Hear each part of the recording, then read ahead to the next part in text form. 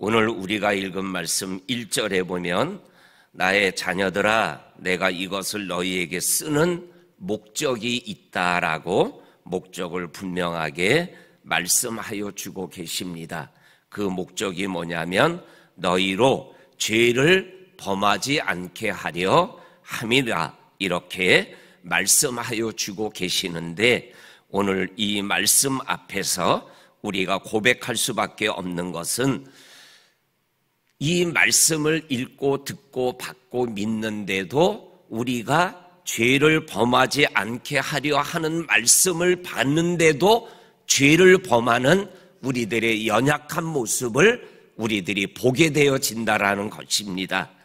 이러한 것들 때문에 오늘 그 후반절에 보면 만일 누가 죄를 범하여도 아버지 앞에서 우리에게 대언자가 있으니 곧 의로우신 예수 그리스도시라. 그는 우리 죄를 위한 화목제물이니 우리만 위할 뿐 아니요 온 세상의 죄를 위하심이라 이렇게 말씀하여 주고 계십니다. 정말로 이 하나님의 말씀을 통해서 우리가 죄를 범하지 않기를 원하는 하나님의 마음을 알지만 그러나 원죄를 가지고 이 땅에 태어난 우리들의 삶이 이 땅에서 죄를 범하는 모습을 또 우리가 보고 살고 있어요. 그 죄를 해결할 수 있는 방법까지 하나님께서 허락하여 주셨는데 그분이 하나님 앞에서 대언자가 되시는 의로우신 예수님이시다. 근데 대언자는 뭐예요? 참소자가 있는 거죠. 우리가 죄를 지면 하나님 앞에서 참소자 마귀가 하나님, 이 친구가 하나님 믿는다 그리고 구원받는다 그러면서 이렇게 사는데 이게 구원받은 거예요? 천국 갈 수 있는 거예요? 그러면은 예수님이 대언자가 돼서 변호사가 되어서 뭐라고 말씀하셔요? 딱 한마디 하는 거예요. 2절을 말씀하는 거예요. 하나님, 아버지 하나님, 내가 이 사람을 위하여 화목제물 되신 거 하나님 아버지 아시지요? 그러면 끝나는 거예요. 믿으십니까? 우리가 죄를 짓지 않고 살아가기를 원하는 거룩한 욕망이 있지만 죄를 지을 수밖에 없는 또 연약한 모습으로 살아가지만 그러나 오늘 성경은 죄를 짓지 말아라. 죄를 지면 사망이다. 이거로 끝나는 것이 아니라 죄를 지면 죄를 해결할 수 있는 방법을 우리들에게 말씀하여 주셔서 그 대언자 예수님, 화목제물 되신 예수님, 그 예수님 붙잡으면 뭐예요? 죄가 깨끗하게 해결받는다라고 오늘 성경은 말씀하여 주시고 요 1절과 2절에 관한 말씀을 어저께 6절과 7절과 8절과 9절에서 말씀하셨잖아요. 특별히 7절에 보면 예수의 피가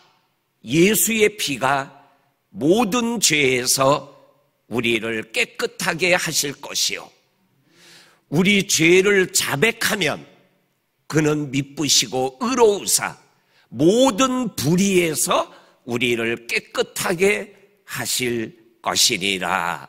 아멘입니다. 오늘도 우리가 믿음의 길을 걸어가며 말씀 붙잡고 죄를 짓지 않는 삶을 살아가시기를 주의 이름으로 축원합니다.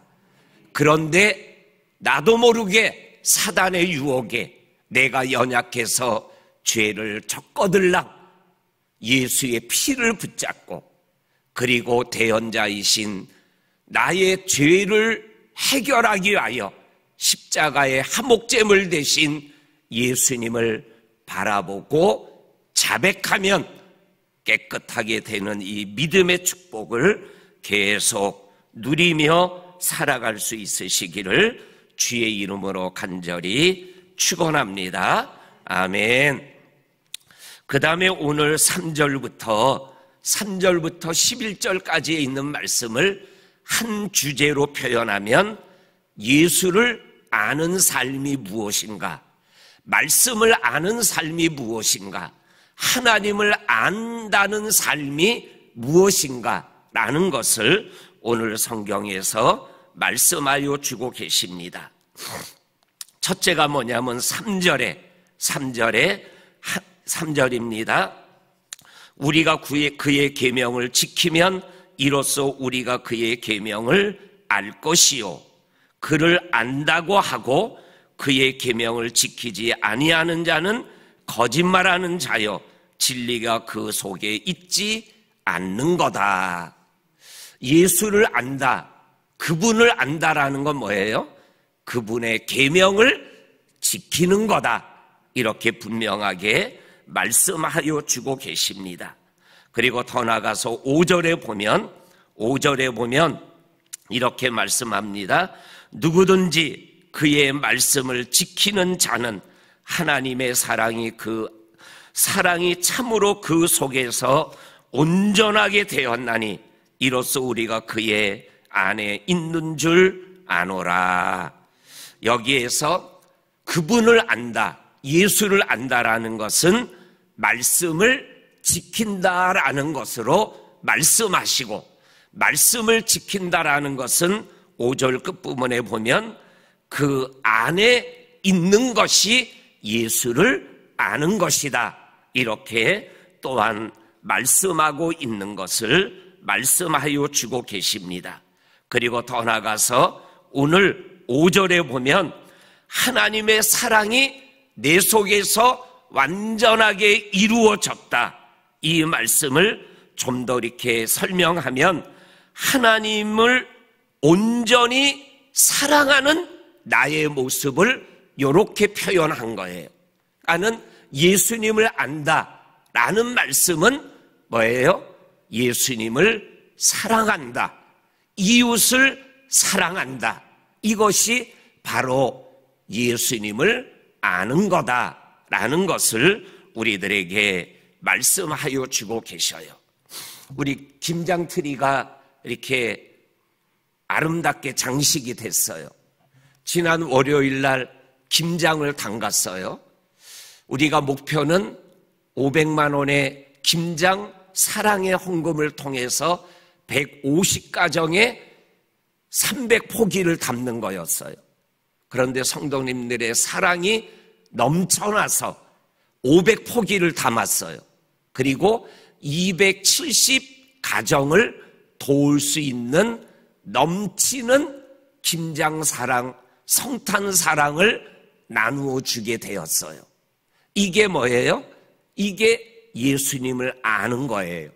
사랑을 나누는 거, 사랑을 베푸는 거, 사랑을 주고받는 거, 이게 예수를 아는 것이다라고 오늘 성경은 말씀하여 주고 계십니다.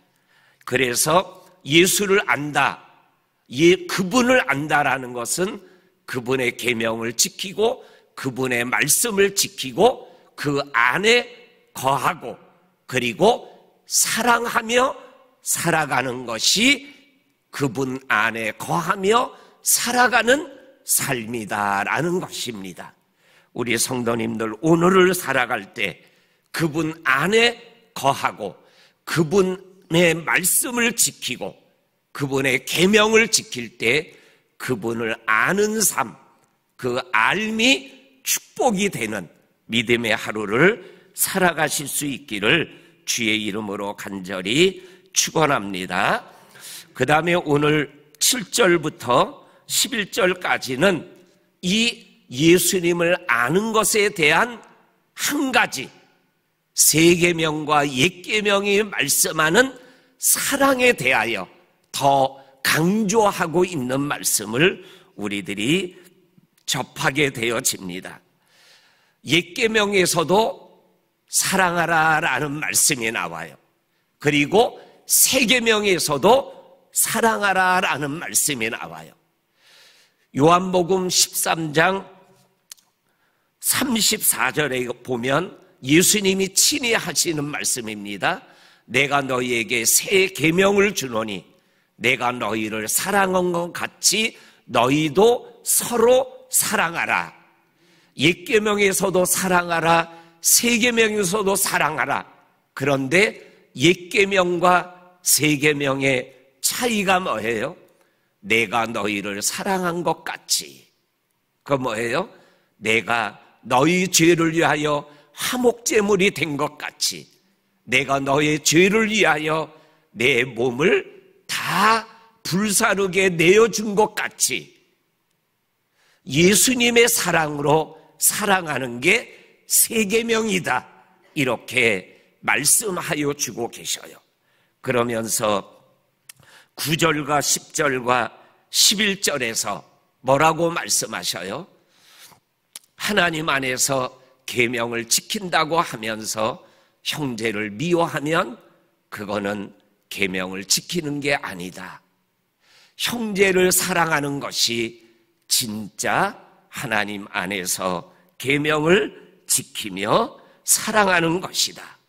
빛 가운데 있다라는 것은 사랑하는 것이고 어둠에 있다라는 것은 미워하는 것이다. 오늘 빛 되신 주님, 빛으로 오신 주님과 함께하는 삶이 뭐냐? 바로 사랑하는 삶이다 라는 이 말씀을 우리들이 기억하면서 우리 믿음의 하루를 또 사랑의 길을 걷는, 예수를 아는 축복의 길을 걸어가는 저와 성도님들이 될 수 있기를 주의 이름으로 간절히 축원합니다. 아멘. 하나님 아버지 감사합니다. 오늘도 우리에게 말씀하여 주시고 이 새벽에 하나님께서 주시는 예수의 피, 보혈의 능력을 의지하며 주님 앞에 나가게 하시니 감사합니다. 예수님을 알고 말씀을 지키고 계명을 지키고 그 안에 거하고 사랑하며 살아감으로 인하여 빛 가운데 거하는 우리의 삶이 되게 하여 주옵소서. 예수님의 이름으로 기도하옵나이다. 아멘.